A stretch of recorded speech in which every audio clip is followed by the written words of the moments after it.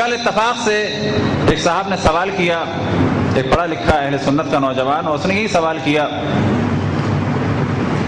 کہ آپ کے یہاں جو اتنے عزاداری پہ اہمیت دی جاتی ہے، کیا اس کا قرآن میں اور حدیث میں ذکر ہے؟ تو ہم نے اسے یہی جواب دیا کہ عزاداری امام حسین علیہ السلام وہ چیز ہے کہ جب یہ واقعہ نہیں ہوا تھا تو رسول اللہ صلی اللہ علیہ وسلم نے گریہ کیا تھا اس دنیا میں، جب یہ واقعہ ہوا بھی نہیں تھا۔ جب امام حسین علیہ السلام کی ولادت ہوئی اس وقت آپ نے گریہ فرمایا مصائب امام حسین کو سن کے، یہ ایک سنت۔ اور دوسری اہم خصوصیت یہ کہ سنت رسول اللہ صلی اللہ علیہ وآلہ وسلم یہ ایک ایسی سنت ہے کہ آپ نے سنت پر عمل اس دنیا میں بھی کیا بظاہر ہوتے ہوئے، یعنی دنیا میں آپ تھے اور واقع کربلا نہیں ہوا تھا، بس واقع کربلا سے پہلے بھی آپ نے گریہ کیا اس دنیا میں،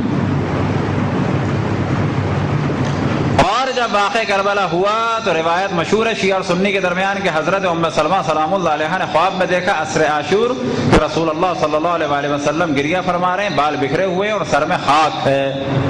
جب آپ نے گھبرا کے سوال کیا تو آپ نے فرمایا کہ میرے حسین کو کربلا میں قتل کر دیا گیا۔ اور یہی وہ وقت تھا کہ جب حضرت ام سلمہ سلام اللہ علیہا اٹھیں اور اٹھنے کے بعد جا کے اس صندوق کو کھولا کہ جس میں ایک شیشی میں کربلا کی خاک تھی جو حضرت جبرائیل نے دی تھی، اور وہ کربلا کی خاک وہ خاک تھی کہ جس کے بارے میں رسول اللہ صلی اللہ علیہ وآلہ وسلم نے فرمایا تھا کہ جب میرے حسین کو کربلا میں شہید کر دیا جائے گا، قتل کر دیا جائے گا، تو جا کر یہ خاک خون میں بدل جائے تو سمجھ لینا کہ میرے حسین کو قتل کر دیا گیا۔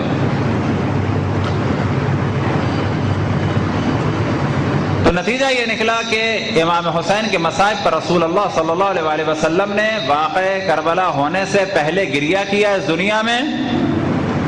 کیونکہ واقع کربلا کے وقت آپ دنیا میں تو نہیں تھے،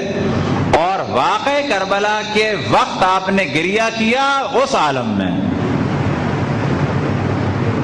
واقع کربلا سے پہلے گریہ کیا اس عالم میں، واقع کربلا کے وقت یا اس کے بعد شہادت امام حسین کے وقت گریہ کیا رسول اللہ نے کس عالم میں؟ اس عالم میں۔ تو یہ تو ایسی سنت ہے، کہا جا سکتا ہے کہ کوئی اور سنت بتائے کہ اس عالم میں رسول اللہ نے کی ہو اور اس عالم میں بھی کی ہو تو کہا جائے گا عزاداری امام حسین علیہ السلام۔